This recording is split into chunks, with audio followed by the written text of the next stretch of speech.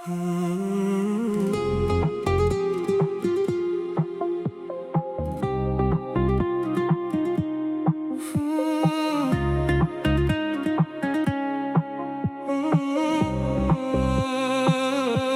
تنهایی من بی تو نفس تنگ هنوز، کوچه ها خوابیدن اما چشم من بیدار سوز. ساعت دیوار خسته است، تیک و تاکش بی صدا، اسم تو میپیچه توی خونم مثل یک راز رها. هر چراغی توی شهر خاموش یاد توه، هر بارون روی شیشه خط چشماتو میکشه. این شب تنهایی داره منو میبره سمت خاطره هایی که دلمو میشکنه. بی تو میلرزه صدام، سایم ازم جا میمونه.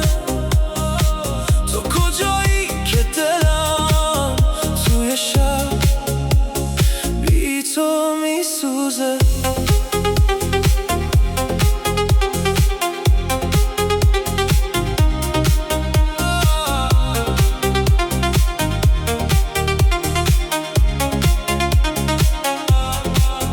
روی میز یک استکان نصف یه چای قدیم، عطر تو گم شده اما خالی جاش است تو اینجا. هر شب و هر روز پشت پنجره مه و دود، شهر شبیه من باز خسته از تکرار تنهایی، ولی بیا اعتراض. هر خیابون بی تو یک کویر بی پناه، عکس لبخند تو مونده روی دیوار نگاه. این شب تنهایی داره منو میبره سمت خاطره هایی که دلمو میشکنه.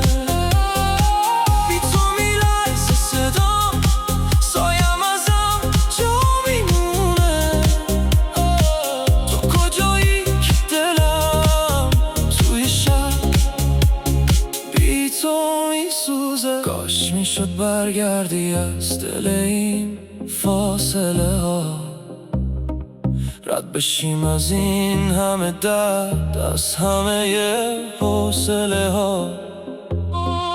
تو بیا این خونه دوباره خونه میشه،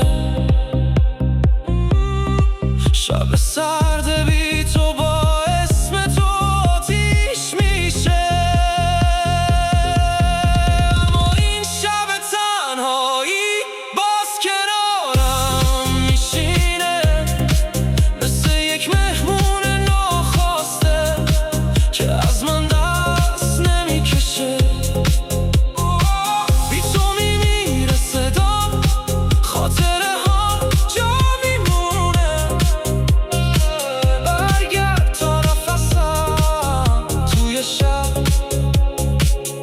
تو نمیره شب تنهایی من، بی تو ادامه داره باز.